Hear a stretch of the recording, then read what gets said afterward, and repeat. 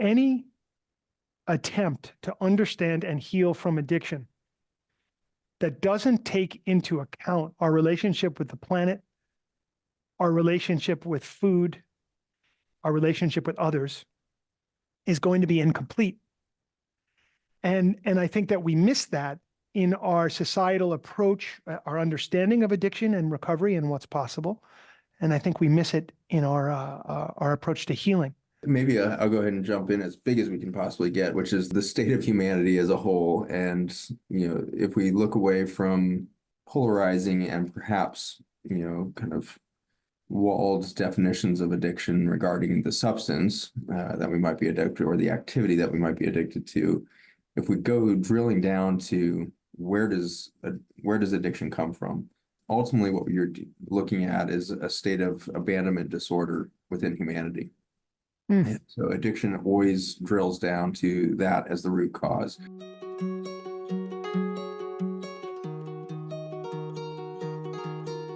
Welcome to the Life Beyond Addiction Conference. I am your host, Tommy Rosen, and today I have the incredible honor and pleasure of speaking with Zach Bush, MD. Oh gosh.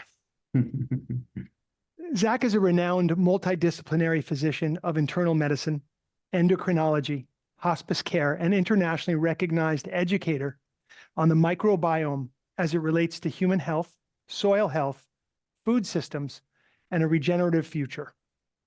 His education has highlighted the need for a radical departure from chemical farming and pharmacy, and his ongoing efforts are providing a path for consumers, farmers, and mega industries to work together for a healthy future for people and the planet. Zach, welcome to the Life Beyond Addiction Conference. I'm just so delighted to have this opportunity to speak with you. Delighted to be with all of you. It's such an important place for us to gather, such an important topic for us to put a new lens on as a humanity, as we look at our current condition is so indicative of where we're at with this issue of addiction. So thank you for the opportunity. Thank you. I wanted to tell you a little brief story to sort of frame why we're here today, and I think that's going to be a great lead-in for this conversation together.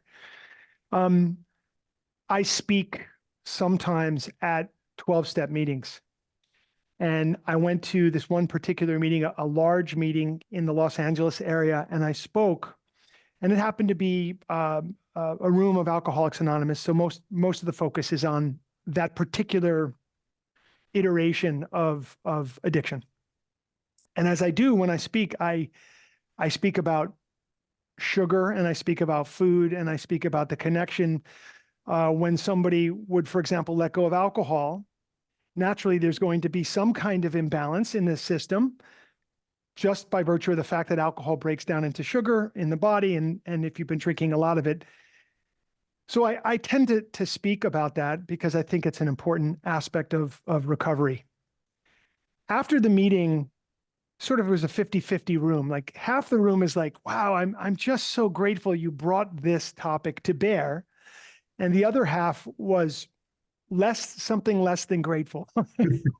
And it came down the pipe like, hey man, this is Alcoholics Anonymous, and we don't speak about outside issues here.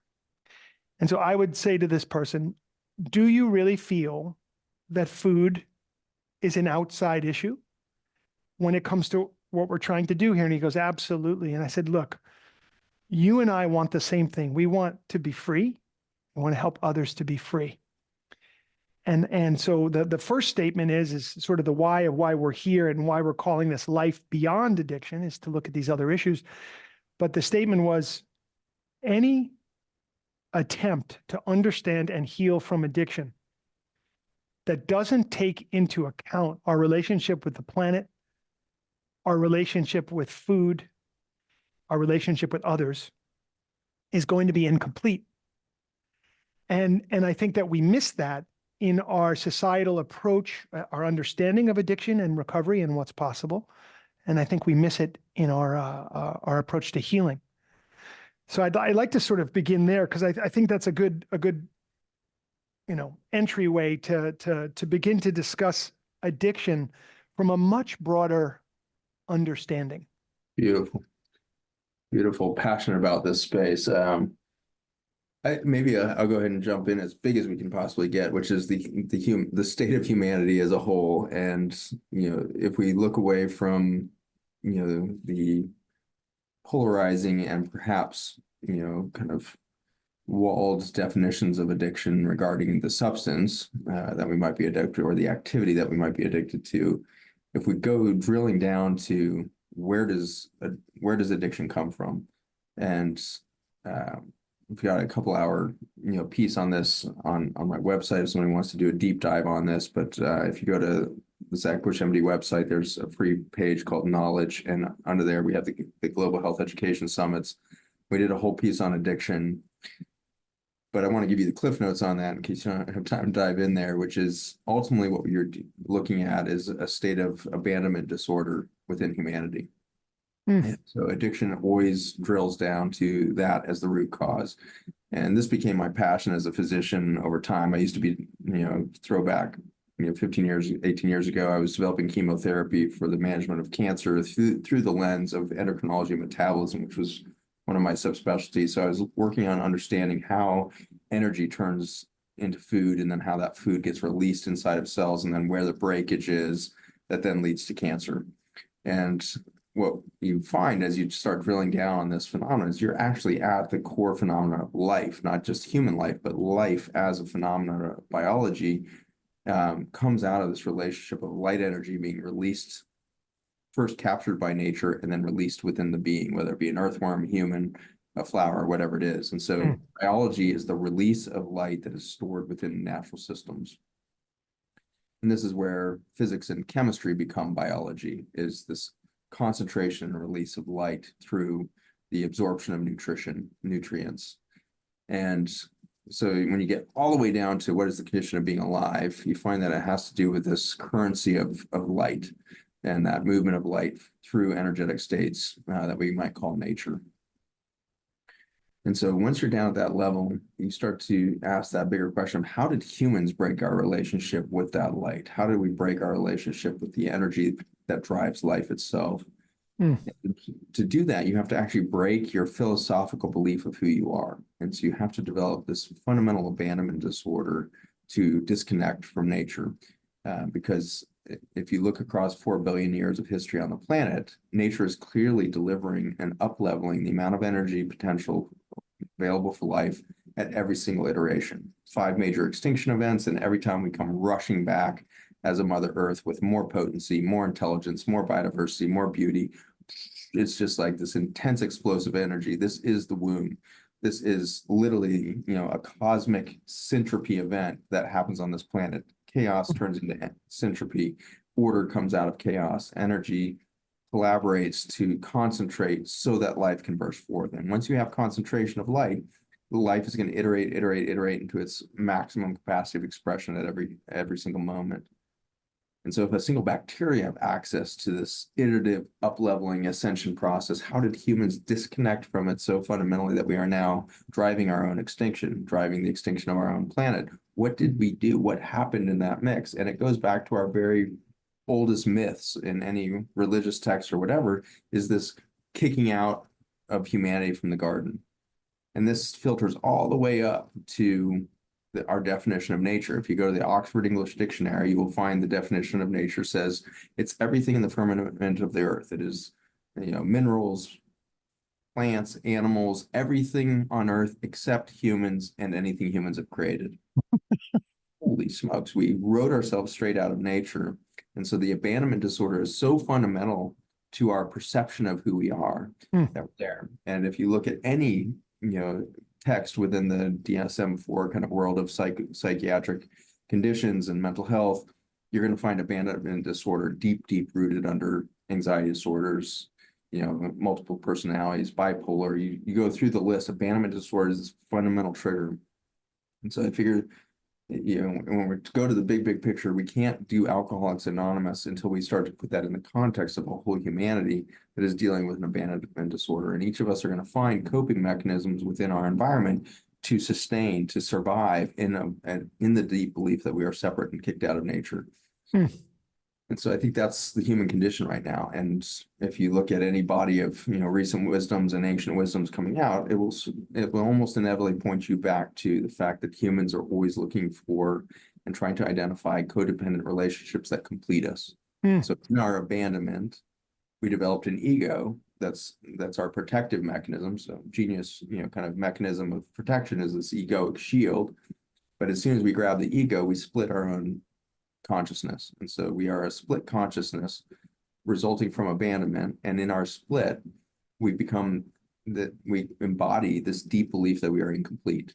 And in incompleteness, we are always reaching outside of ourselves to try to find that other half that will complete us. And we do that in relationships of all sorts. We do that in romantic relationships, this effort to own each other in relationships, this marriage contract, put a ring on it, all of this kind of grasping for one another is part of that equation, but also just this other, expression of alcoholism that's being pointed to in your story there.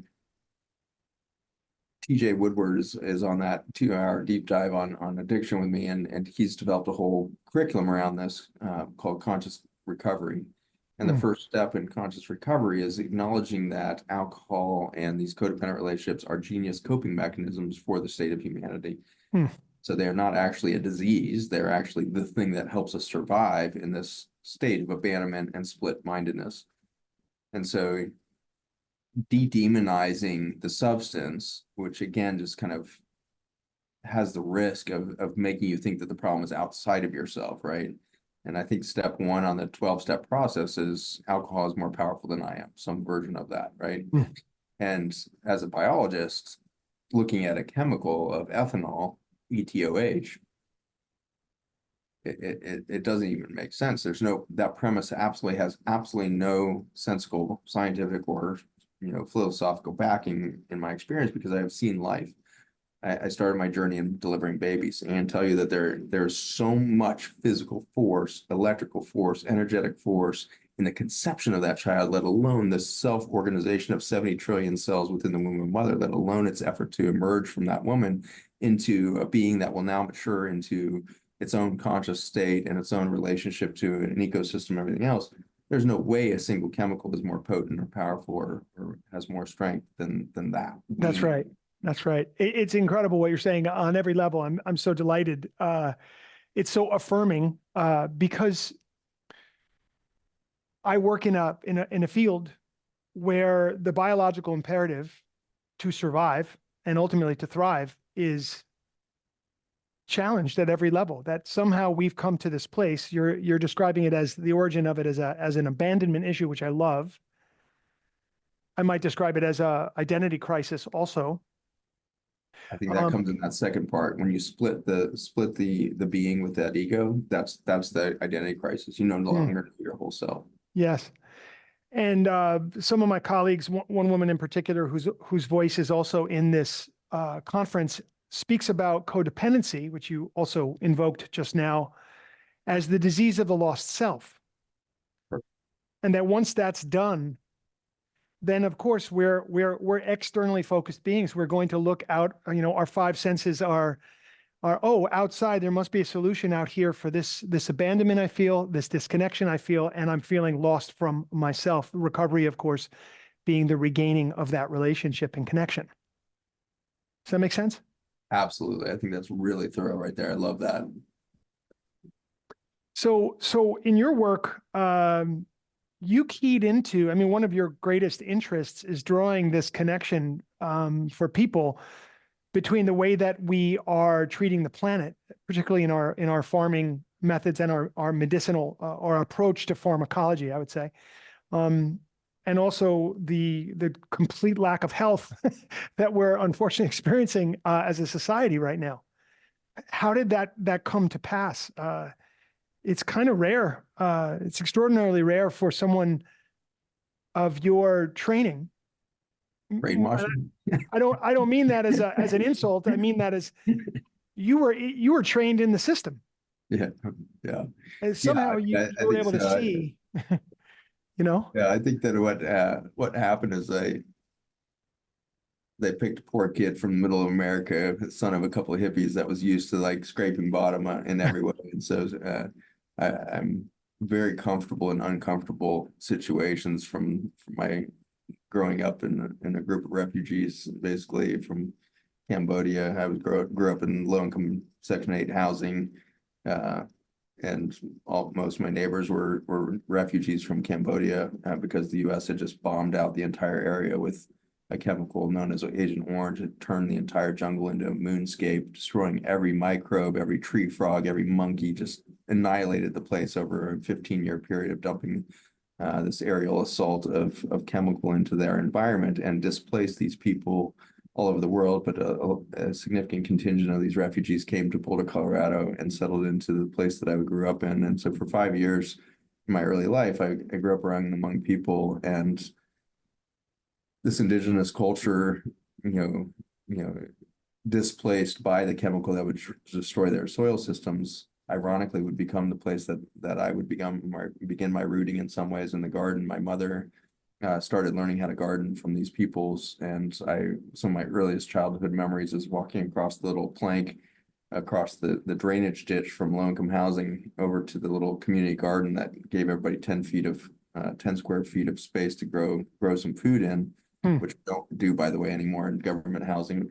Good idea to put that back in place. But at any rate, these Hmong women would sit in the middle of their 10-foot plot with a little stick and squat there and tell their indigenous stories to each other, recreating culture, recreating community, half a world away from home, a home that had been destroyed in its soil and vibrancy. And to watch these women training my mother into the capacity to cultivate life, in these states of poverty, created a real state of abundance in our home. And my mother is still to this day now growing massive gardens on a 7-acre plot. She's been feeding her family for half a century now out of her backyard garden. So I think it's just a picture of grace in my own life, is that when we try to go assault nature, life finds its way back to grace, through forgiveness in some ways. The very peoples that destroy their land, they come and they teach us how to garden again. And so it's something there at the human level. And then in the last 10 years, I've found my way, well, I guess it's a little longer than that, time flies, but I left the university 14 years ago and had been developing chemotherapy in the study of nutrients. So I was using vitamin A compounds to kill cancer cells through the interaction of mitochondria, which are little bacteria that live inside of our cells. And so that was my professional journey that then mimicked, I think, what was happening in these gardens of the Hmong people. Was the grace of the divine through nature started to reveal itself under my microscopes. And so I was studying the effect of nutrients on cancer cells, was so overwhelmed by the potency of these nutrients to cure cancer that I tried to start a nutrition center at the university that ultimately got stopped by a bunch of bureaucratic, fear and dogma and all that. So ended up leaving the university in 2010, started a nutrition center in rural Virginia and fifth generation poverty area, total food desert, to start the effort of, can we find a curriculum? Can we find an experience as a physician-patient relationship to rebuild nature within ourselves through food connection? So that was the journey I started in 2010. My patients became my best teachers all the way through. But what happened 2 years into that journey is we started to study why the food wasn't working anymore as medicine. And we were using a lot of food science that had been created in the 1970s and 80s, and we were finding it not effective anymore in the same way that it had been documented before. And in that journey, we found ourselves back in soil science. And ultimately, what we found in the next couple of years in my own laboratory that I began in this rural clinic, we started a biotech lab that was studying the influence of fossil soils and their contribution to human biology. And in that journey, we found out that the very ancient soil, 60-million-year-old soil, was carrying the molecular antidote to the chemicals that we destroyed Vietnam with, which was Agent Orange. This family of molecules is called the organophosphates, and we are now using those in large-scale farming globally. In 1974, patented as a food treatment or a crop treatment rather than a chemical warfare, was the molecule glyphosate, which is an organophosphate akin to Agent Orange, a little less toxic than Agent Orange on immediate contact, but very similar downstream effects in regards to its cancer-causing effects and all these things. And so our lab now, 14 years in, is one of the best in the world at asking and evaluating the damage done by glyphosate to the cellular systems and watching the antidote of fossil soils solve those crises. And so in the same way that humans can overcome, direct insults and tragic attack, the soil systems of this earth prepared biology to heal from what has been the largest destruction of life on Earth, which is our chemical farming system that now goes globally. 4 billion pounds of this chemical are used every year in our soils globally. Roundup. Roundup is one of them, but the active ingredient Roundup is called glyphosate, and that's now used in almost every herbicide made by every chemical company in the world, pretty much. All the big ones in the U.S. Are making some variant of glyphosate and the rest, but most of it's being made in China and shipped globally for much cheaper products. So, but 4 billion pounds of this chemical are being dumped into the planet to destroy the microbiome, herbicides, pesticides, and the like, and that's destroying bacteria, fungi, protozoa, all this in the soil systems. And for that, we are losing the vitality of the planet. When we consume that, it turns out we destroy the microbiome within our bodies. So the herbicide, pesticide residues within our food, water, rainfall, 85% of our rain is contaminated, 85% of the air we breathe is contaminated. And so we're constantly steeped in these chemicals that are destroying our relationship to the microbiome. And for that, the lights are dimming in human biology. We literally have less energy today to be human than we did 20 years ago, which was less than we had 50 years ago, which was less than we had 100 years ago. And so we are showing what it looks like to dim the lights on biology. And what that looks like is extinction at the global level. But what it looks like in humans is this chronic disease epidemic that is paralleled by our infertility rates. Yes. So this is the journey we're taking. Is it new? Is interesting? And the answer is no, we've done this before, and we did it with alcohol. And so the very first sterilizing compound that was developed was alcohol. So why is alcohol so much of a more obvious problem as an addiction than food or exercise or any other number of things that people can get addicted to? And I think it really stems down to this fact that alcohol, because it destroys bacteria, because it sterilizes the human environment, it is undermining your entire biology at a much, much deeper level than some of these other addictions. So obesity is a slow build towards disease, but destroying the microbiome immediately turns down the intensity of life within every single organ system of the body. And so alcoholism is a process of sterilizing your gut, which is then decreasing the workforce that is producing the light energy within your body. So I'm looking at addiction as any behavior that a person or a system continues despite it bringing a negative consequence. You continue a behavior, it brings a negative consequence. For me, that's addiction, whatever it is. So for me, I can't listen to what you just said at the global level and not consider this in the realm of an addictive behavior. I'm also looking at this idea that in workshops that I run, I'll always ask people, raise your hand if you'd like to learn and grow.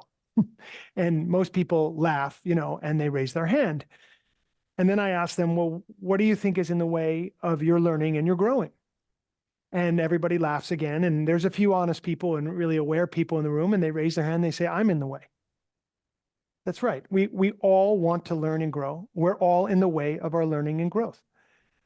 And in what you just described is, from one, if we ended our talk right now, this could be a really sad ending for people, But you are such a hopeful, light-filled human being. You are indomitable in yours. I get the feeling you really feel we're going to work this out somehow, or at least we could. How do you do that? I mean, I think there's something about the way in which the geometry of my soul functions in vacuum space, even before I was in this body, that dictates some of that energetic, propensities that I have. So it's probably not even a human trait, maybe more than an energetic trait that's now expressing itself in a brief lifetime here. But I think that one thing that has really shifted there's bookends on it. The first in my training was before I started into my formal medical training, I went to the Philippines, took a year off from my engineering program, and went to the Philippines and had the opportunity to birth babies with a group of international midwives. And when you're watching these perfect babies be delivered on dirt floors in abject poverty and states of near starvation, and yet these babies self-organize 70 trillion cells into a perfect human body and come out with joy. These kids are, playing soccer in fields with plastic bags that have been taped up to create a soccer ball, and they are just exploding with laughter and joy and enthusiasm and a sense of hope and a sense of, capacity, a sense of purpose, a sense of curiosity.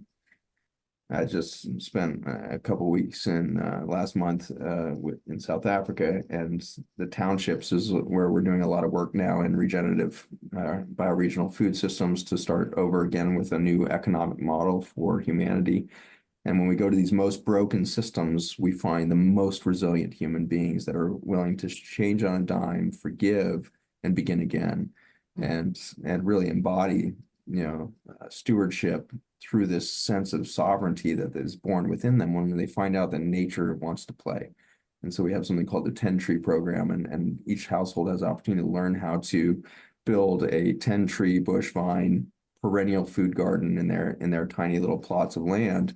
And from that, we watch them completely changing as human beings. One woman stood up in her testimony, just put in 10 trees a few months ago. These trees won't produce fruit for 2 or 3 years. Even before the trees are growing, before they even have a chance to fruit, this woman is having such a radical change in her being. She stood up in her native tongue, translating into English here, and it was much more beautiful to watch it kind of delivered in her own language there. But she says essentially, I began this journey broken and desperately looking for food and firewood. I now understand that trees are not firewood and animals are not food, but everything is life. And I did not realize that we are all leaders.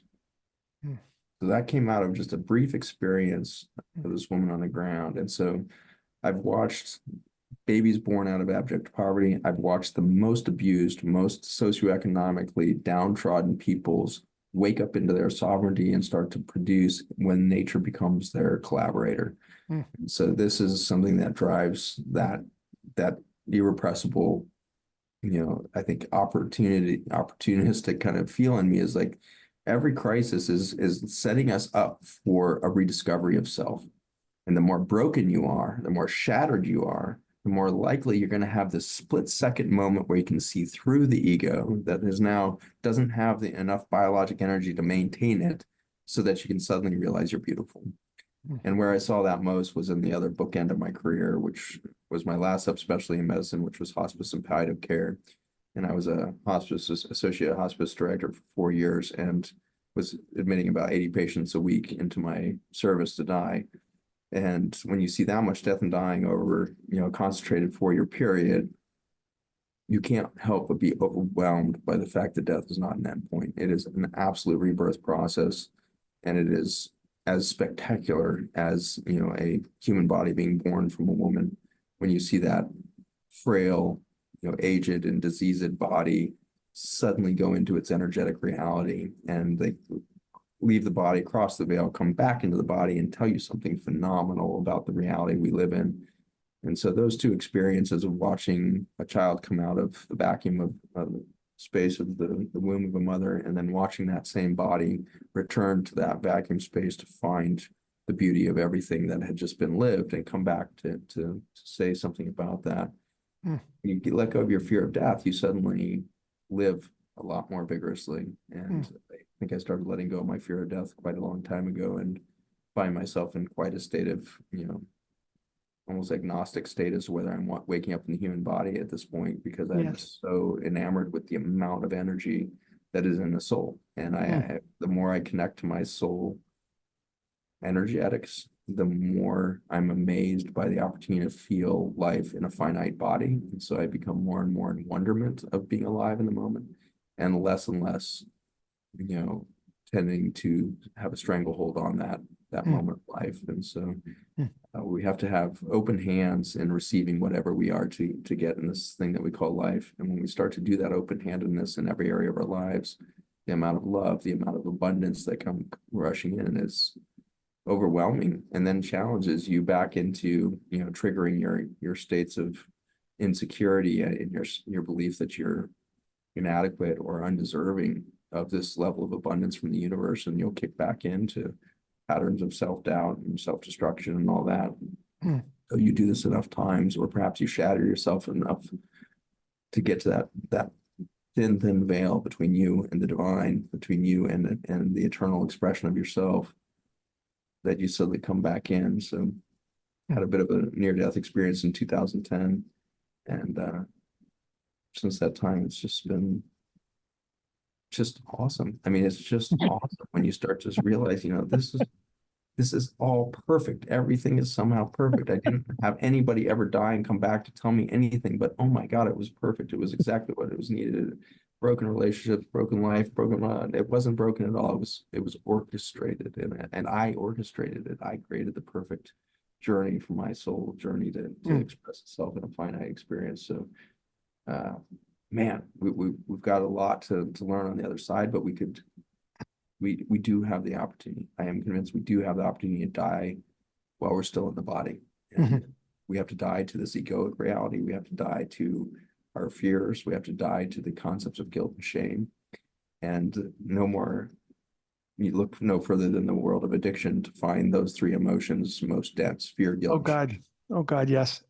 I've seen, just to build on your incredible positivity and resilience and love. I also have seen the most extraordinary turnarounds from people who have been so stuck and so in it, and to see them and the light come back into them, and to see them heal from the worst forms of human behavior repeated millions of times. And I've seen them come back from that. And I wanted to ask for your sort of your perspective medically, energetically, as a healer, about the practice of yoga from the perspective of physical movement,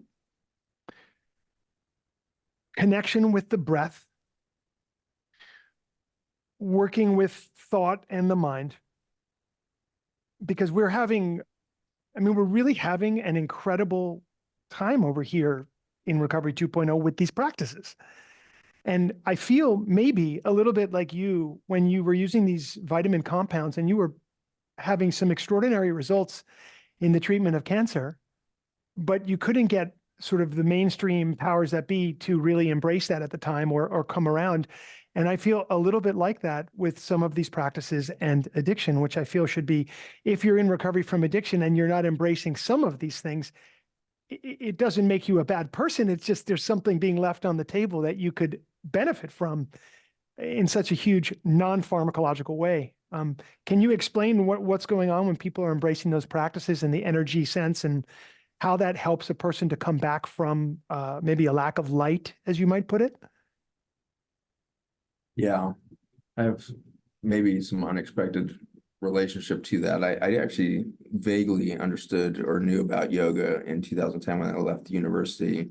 I set up a rural clinic for reversing chronic disease through nutrition in a little town called Scottsville, Virginia.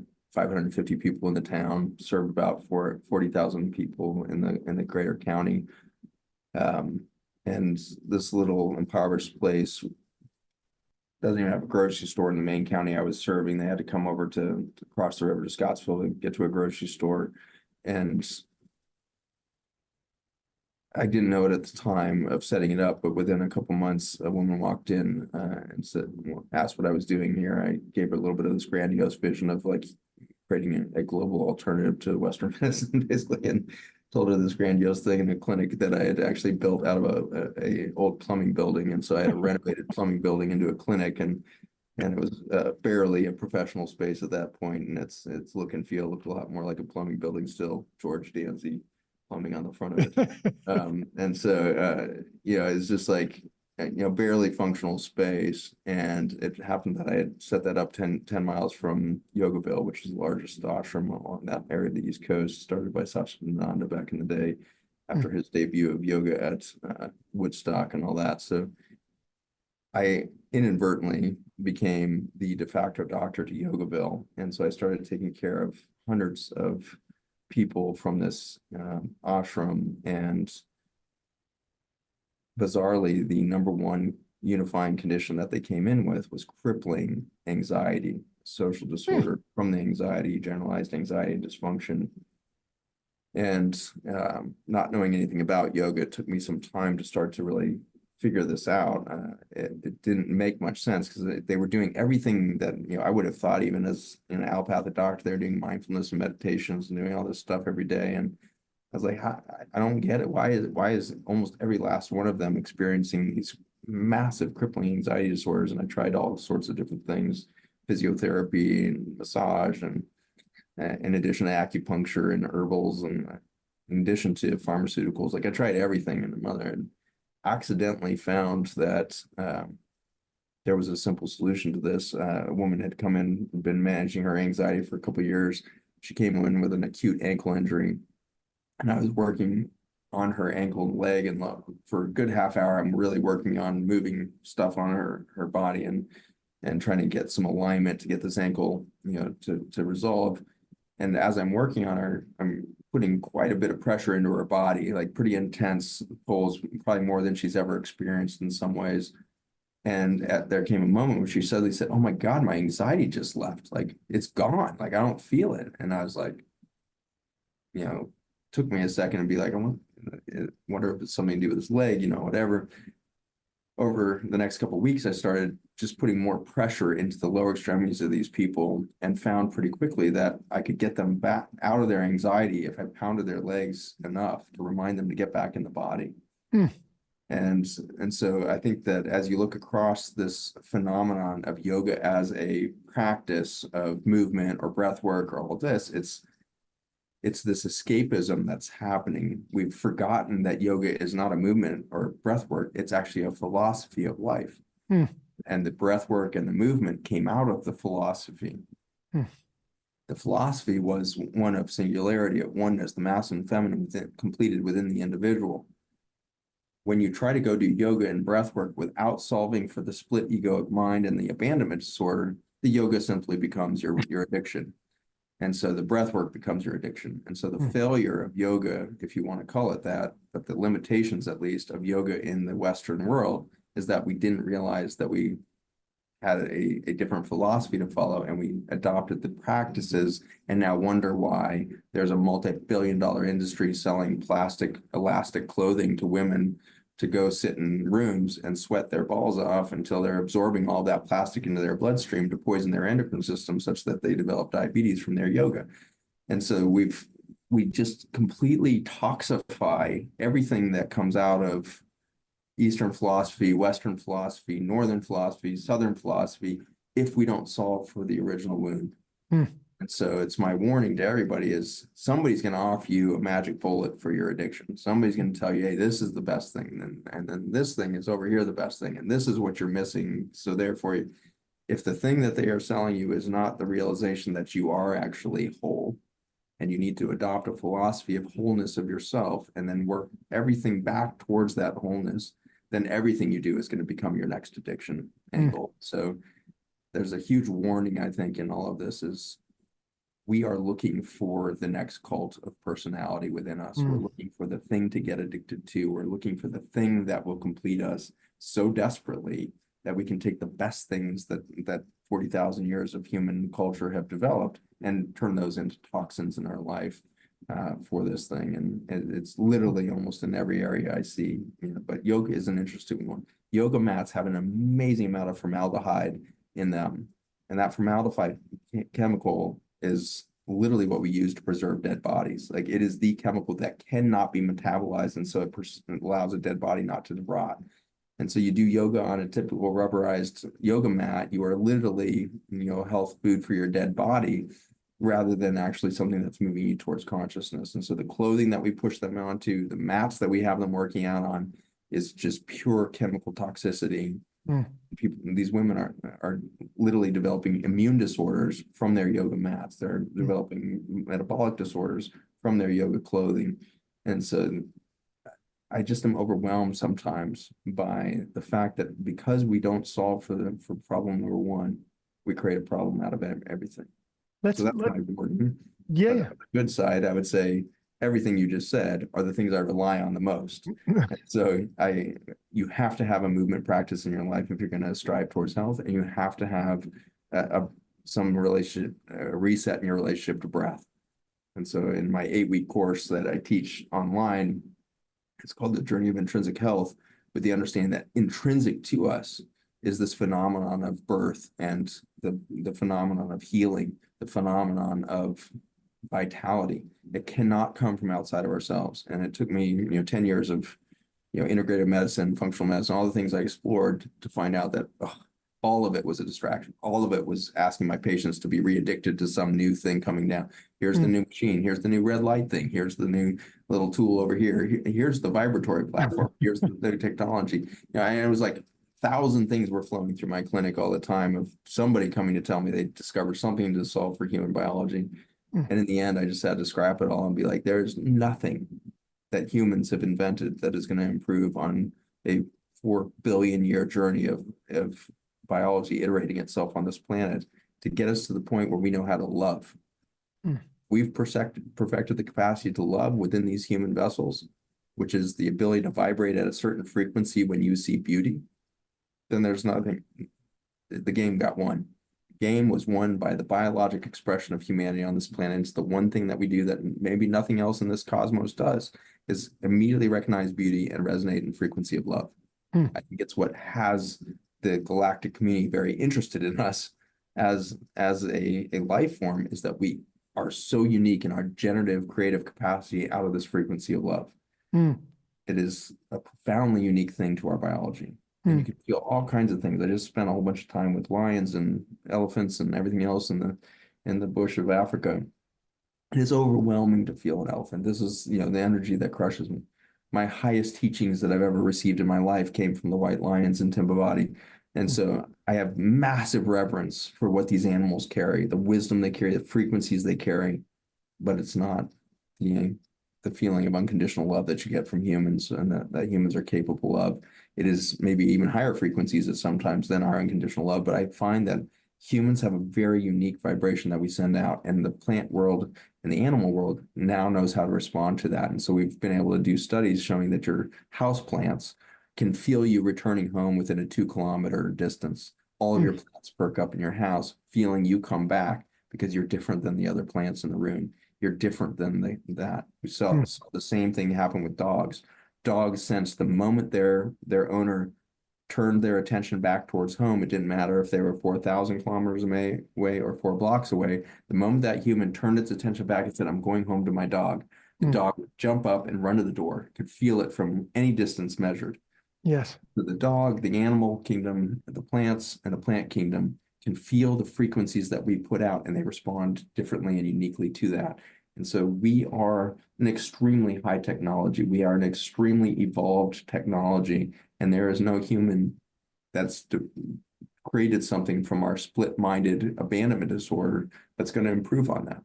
Perhaps when we get into wholeness, we start to create differently. We create a whole new society with new technologies, new expressions of self, and maybe those can collaborate and create new things that are in harmony with an ascension process. But right now, everything we've created is with the belief that we are incomplete. And so we create for convenience, comfort, trying to palliate, trying to soothe the split human mind. I'm going back to the yoga thing for just a moment. Anything can become addictive in a state of disconnection. I'm working to provide primarily non-pharmacological solutions to the frequency, what I call the frequency of addiction. And in my mind, addiction has a frequency all its own, like a vibration all of its own. And I'm wondering, and I think you're wondering in the same way, how could you make this body, this mind-body system, an unwelcome host for an addictive frequency? How can I make this an unwelcome host to, a harmful bacteria or virus or a degenerative condition? So I'm in that exploration. I certainly don't have too many of the answers. I have experienced yoga as the oneness that you describe. I've experienced yoga as the love that you're describing. And the approach to it obviously matters greatly. But I just want to say that I've seen certain forms and certain approaches to the whole package of yoga that have gone toe to toe with addiction and won that battle, and helped people to move beyond that frequency. And it's been very encouraging. And I also have seen, I've been at Starbucks and watched a woman with a yoga mat under her arm run past everybody, push everybody out of the way. Give me my coffee. I've got to get to class. And I've seen that here in Los Angeles, California. And I'm like, I'm not sure this is in the right attitude as we approach our yoga class. But in any event, I understand all the points that you made, and it makes all the sense in the world that this could be warped and twisted into something that is really not helpful and ultimately destructive. Well, I also want to, kind of maybe point out a path to accelerate that, because I think with enough meditation, with enough yoga, you do find your capacity to that oneness experience. And I would say that every last patient that I managed in that ashram had at one point or another gotten to that ecstatic state. They had found that experience, that spiritual evolution, that spiritual, transmutation of the elements, the toxicity, the addictions, all of that in a split second can change. Mm. But then we see that after that Kundalini experience, or whatever we want to call it, there's a tendency to be pulled back towards a reality that will pull you back towards addiction. And in a best state scenario, you kind of replace the more toxic version of addiction to something more gentle, and maybe it's relationships or something like that. Or, not that relationships are more gentle necessarily; they can be one of the most violent things that happen to humans. But I think that there's an interesting propensity to experience that and then regress. The regression, I think, this is relatively new philosophy for me, and so maybe a little untested. So I want to take this for gospel here in any shape or form. But what I would say is that I am now experiencing the reality that since the 1960s, my parents part of that big hippie revolution and that journey out of there, me born towards the end of the Vietnam War there. And so I was caught up in my own birth process. The last time Gaza and Israel were at this big of a conflict and destruction that they are in right now, I was being born. So like this half-century process that I've been in has kind of encapsulated the tendency towards this, emergence of the dawning of Aquarius and this, free love, free hope of the late 60s. That, of course, was mirrored by some of the most gruesome assassinations in our country that you can possibly imagine. So Martin Luther King and Kennedy and everybody, 1969 being that kind of that darkness and light, expressing itself in magnitudes not seen before in seeming mirror image to one another. And so that dawning of Aquarius led to this new spiritual freedom, this new spiritual expression. My parents were caught up in that, and my generation kind of got swooped up then, watching that down, and my children who are now adults, watching them express it, and my grandkids now, and watching this whole flow of life. I can say that there's definitely more spiritual freedom with each of those generations, but what we haven't done yet, and I believe, or at least I'm beginning to understand in my own life and my own experience around me, is we have yet to materialize that spirituality. And so it's one thing to experience spirituality, experience wholeness, but if you're not creating from that, does the world actually change? And I think the answer is no. If we're really going to move into this state, some sort of new age of function as our new epoch of human expression before we go extinct here, we're going to have to start to understand that it's not having the spiritual experience that makes it relevant. It's materializing a reality from that spiritual reality that will change humanity. And so I would welcome everybody to start to think about that in their own lives of what is your spiritual connectivity. For some people, it's that 50-mile hike in nature. For some people, it's the yoga class. For some people, it's the breath work. It's the ice bath, whatever the heck you're doing. Mm. When you get into that space, instead of being just in bliss and like, oh, I'm finally whole. I remember this thing. I can get better. I'll be less addicted tomorrow. Instead, say, what am I going to create from that? Mm. Capture that energy. That is, often referred to as kind of sex magic or this energy of creation. When you get into bliss, you have so much oxytocin, if you're lucky, a little touch of DMT and these other things coursing through your body, that you get into this God force kind of situation where you can create from there. Mhm. That's what we haven't been empowered to do in our spiritual journeys of any practice that I can tell. A lot of it is spiritual escapism instead of spiritual materialization. And so we need to materialize our spirituality now if we are going to survive, because we have to reset. Like you said, what is the thing that's going to get you out of that frequency of addiction? To get there, you have to lose the trauma that's stored in your genetic code. You have at least 40 generations and more likely 400 generations of human trauma that is stored epigenetically and ultimately in the germline mutations of the sperm and the ovary. You have that much trauma that's stored in you, and your biology is expressing that. And so for this, you have a dim frequency of light, and you have a very difficult time to repair it and enough of a rate to stay alive at the same rate that people did 100 years ago. And so we are slowing our abilities and therefore increasing our propensity towards addiction as we dim our biology. So to get to this higher frequency, we're going to have to go to a source outside of the human society. And so this is where, again, looking for the human society solution has its limitations, whether it be the alcohol, the yoga, the relationship, whatever it is. Those are likely to just repeat the codependencies, the patterns of special relationships. To fracture that, to really bust out of that, we need a different partner. We need a different lover.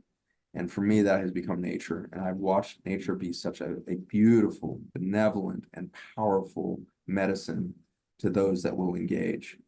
And to do this, it takes the discipline of understanding that nature is always whole. You are split. And so when you lay down beneath an oak tree and look up through those branches at a blue sky, you are experiencing a whole being. Not once has a dawn come down to light the canopy of that oak tree in which the oak tree doubted itself. At no point did it say, well, I wasn't a very good oak yesterday. That other oak is bigger than me. And so I don't even know why I'm in the forest. I'm a waste of space. The oak has never doubted its reality. The oak is vibrating at a frequency that is so oak that there is never an opportunity for it not to present the full experience of its power as an oak tree. And in so doing, it feeds the whole system around it. And we now know this about, they're often called the wolf tree. The biggest tree is feeding the most. And so it's feeding nature and biodiversity around it. And we see this in animals. The keystone species of the lion is a perfect example, or the wolf in Yellowstone. When you put these keystone species back into an ecosystem, all life thrives beneath their paws. Biodiversity in the soils, the water systems recover. We put wolves in Yellowstone, rivers start flowing within a year. That's insanity. Like, there's no biologic understanding of how a wolf can start a river. But it is this vibration of, I am wolf. I know I'm wolf. I know I am connected to all things, and I know I'm a pathway of ascension.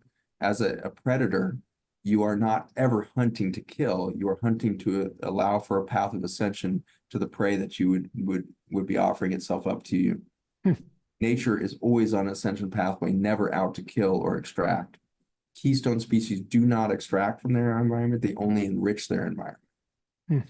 Humans are not acting as a keystone species. We are extracting and destroying for our survival because we believe ourselves to be separate. Therefore, we have our abandonment disorder. Therefore, we have to split, and therefore we become something other than a keystone species. So we are acting as a literal parasite on the planet right now for all of this split. And so we're killing biology planet-wide. In coming into wholeness and creating from there, understanding that we are a path of ascension for the damn carrot that gets pulled out of the ground. That carrot is a life force that can experience a higher vibration in a human being than it can in the form of a carrot. In the same way, the the chicken in the farmyard can be on an ascension path if we understand that we are connected to the cosmos. We understand that energy is trying to rise. And then when we become a vessel that's allowing energy to rise through us, we will give life out abundantly. When we start trying to take nutrients from the earth and start to receive nutrients from the earth again, we will immediately change our relationship to Mother Earth, and we can immediately erase those 40 generations of trauma in the genetics. And so I invite you to lay beneath that oak tree and not just wonder at its beauty, which will be wonderful. You do that too. I love it because it gets a little overwhelming because the neural network that is represented by all those crossing branches and the leaves and the vibration that they achieve in the wind and the sun coming through them. It's a complete reset of your neurology. You cannot carry the vibration of stress and addiction into a tree. The tree is too complete of a coherent resonance frequency to receive your addiction. And so stare up into that tree until you start to sense what it feels like to be witnessed and in witness to a whole being.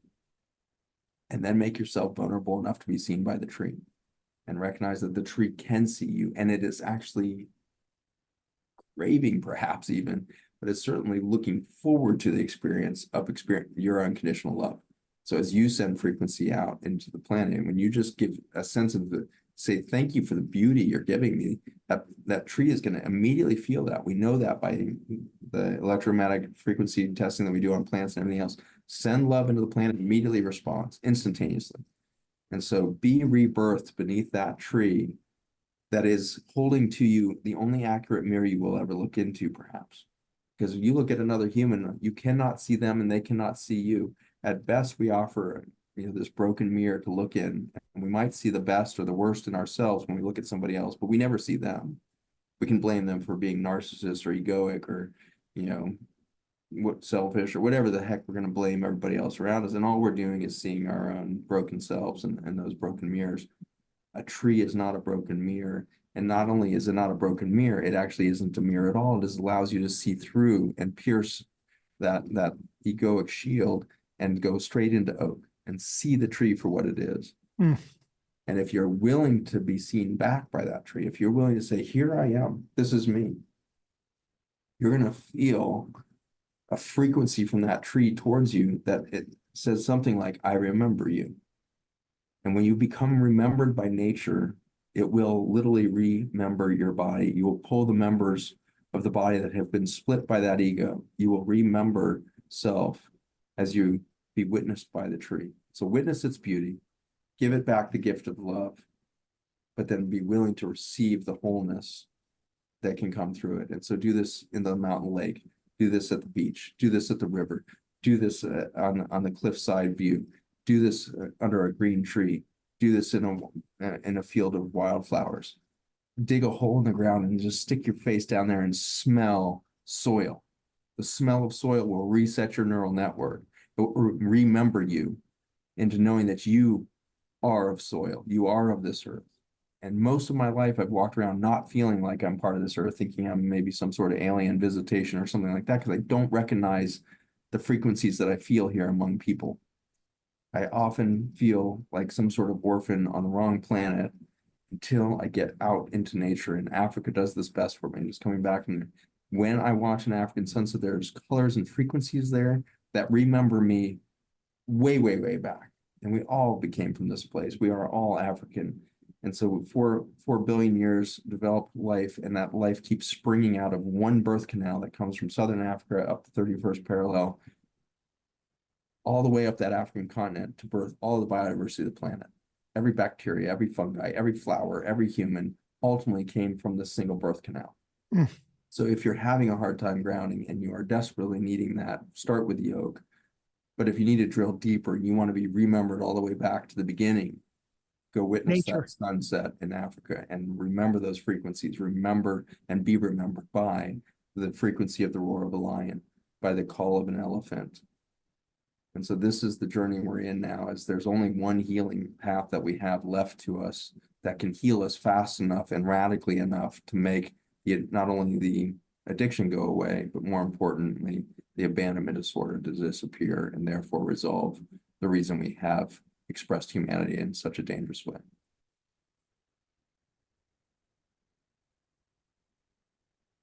So the Christians might call that the second coming. Jewish people might refer to that as the returning of the Messiah. This spiritual traditions, although human beings may have a lot of misinformation and a lot of confusion, but the traditions, the core and original traditions, are trying to do this rematerialization of the spiritual experience back here onto the planet, this remembering, as you put it. What I feel in talking to you is, I want to say, what level are you playing at, Zach Bush? And I mean it. Listen, I'm serious. I'm not kidding. Look, do you remember the moment you met me? Be honest. Sure. Yeah. Okay. Yeah. This is what happened. I came up to you. I was big smile because I was very happy to meet you. I knew about your work and I had experienced a little piece of your spirit through your words on video. I came to hug you. I hugged you. What I felt was a good hug. A hug was even more than a normal hug. And then I went to pull away, as you normally would, from a person you were just meeting, and you didn't let me go. You didn't let me go. Why did you not let me go? You don't have to answer that question. It's already been said here in this discussion. But I will never forget the moment I met you. And by the way, I love to do that to people. I love to hang in there for a moment, and it's not a codependent thing. It's a hang on a minute. This is important. This is special, and we can do something here together. We can get something done here together right now. That's right. And that's what I felt from you. And Yeah. and now that unfolded into me having this honor to get to connect with you here today, and for everybody to get to hear you in this forum. Well, that hug is ultimately, it's one of our most exquisite moments to transmit information. And so that hug developed out of my clinic. When I left the university, I found myself in, a really radical place where I could ask anything and I could learn anything. I wasn't stuck in the kind of avenues of the siloed space of academia anymore. And what I found is that the intimacy in the clinic skyrocketed because I was willing to ask questions of my patients and then wait for an answer. I had the luxury of time. I suddenly didn't have any patients. I just started a random clinic in the middle of rural America to try to teach a plant-based diet to, people who were eating hot dogs out of the gas station. And so it wasn't likely I was going to have a rush of patients to me. And so I had 3 hours to spend with an intake. And in 3 hours of talking to somebody, you end up listening a lot because you don't have much to say as a doctor that's useful. And so you have to, it's fine if it's a 10-minute visit with a patient, you can pound a lot of words into that, but you start talking for 3 hours and you have to do a lot of listening. And I listened for a long time and I got pretty overwhelmed with the amount of confusion that was coming out of my patients. And I'd dig through 6 inches of medical records and get myself all flustered and them all flustered. About 2 years into this process, I started to be able to feel hugs. And what I mean by that is I started to feel things across the column of water that is the human body that were tipping me off to places of stress or within the individual. And so I could give them a hug and I could feel different frequencies coming out of their body. And so as I tuned in more and more to what is the experience of being in this person's energy field, I started to see these opportunities for cutting through all of the usual dialogues that would happen in a clinic and start cutting right to the space of, I feel something right here. What is that? What do you feel right there? And over the years, I found out that the 6 inches of medical charts were irrelevant because actually it comes down to, are you coherent or not? And if we can feel incoherence in one another, then it's that. So that's where it began as sensing incoherence. It's now grown to the point of feeling and sensing coherence as well. And so I can feel moments when I'm hugging somebody where it's like, there is something that wants to transmit between these two souls. There's something that is non-biologic that wants to exchange here. And for that, we know there's a biologic effect. If I hug you for 30 seconds, you're going to get a big dopamine surge. You're going to have a whole bunch of neurochemical responses and all that. So there's that beauty. But more than that, I get this curiosity of, wow, there's 8 billion people on the planet right now, and we're this tiny planet in the middle of 2.5 trillion galaxies, each with a billion planets. And we happen to be in the same lobby, the same damn place. And we're the two people that are hugging each other right now. What's the freaking chances? Pretty damn low. And yet we're here. And so what's trying to transmit between these two bodies, these two frequencies? And so holding on to that hug a little bit longer, I think I have gotten the opportunity to be informed, literally informed, information transmitted into my body from the tens of thousands of people whose hugs I've held on to. And it has helped me become a more complete version of myself, perhaps, but it's also helped me become more resonant in the field because of the amount of information that's in me. Mm. 4 basic truths out there. Energy is infinite. All energy is information. All information is for the purpose of connection. Connection is for the purpose of diversity and intelligence. And so this reality that as I enrich my own frequencies, I become a vehicle of beauty and intelligence. It's not coming from me, it's coming from the ecosystem of humanity, perhaps. And when you start to look into the microbiome, you realize that humanity is only 1/100th of the life within you in regards to the microbiome. And then if you count the mitochondria, we're like 1/10,000th of the energy within the system. And so I am a vessel that speaks for the information stream from an entire ecology that is greater than you can possibly imagine. And so this is where we can get to when we start to get out of the head of the human and allow the intelligence of nature to start to speak through us. Mm. And there is nothing more potent in nature on this planet than another human being. And so be in awe and wonderment of the oak by which you will remember yourself, and then go into a long hug with another human being in curiosity. Mm. Not in extraction, not like you said, in this effort to like, palliate the human condition with a little bit of companionship or intimacy. Go into that hug with curiosity. What wants to transpire right now? Who is this one person going to become? And who am I going to become on the back end of this hug? I can transform right now if I will surrender everything I know and believe and hold on to and value and everything else to be informed anew. Can I rebirth right now in the embrace of this man? And I think I did rebirth in your arms.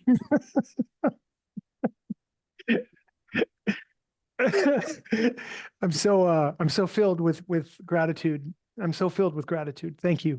I'm so filled with love and gratitude. And I want to encourage everyone watching. I have to keep myself here for a moment. If you took this discussion in today, please review it a couple of times and take to heart the invitation that Zach put out to us. And I live in a place where there are a lot of oak trees. And so I am going out this afternoon to lay underneath the oak tree. That is a commitment that is real, and I will do that. And I'm excited. Zach, we've been completing our talks throughout the conference with the little prayer that I say, if that's okay. We'll be honored. Okay. So for all those watching, if you would just bring the palms together at the heart center and allow the eyes to gently close.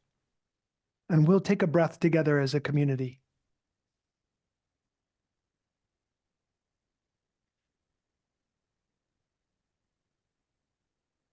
And I'll recite this prayer. We call it the Recovery 2.0 prayer, but it's a very universal prayer, and it'll begin in a few different ways depending on your concepts, but we'll just start with Great Spirit. So, Great Spirit, and put us in the places you want us to be, or with the people you want us to be with, and doing the things you want us to do. Thank you for the joys and the challenges of our lives. Amen, Satnam, and Namaste.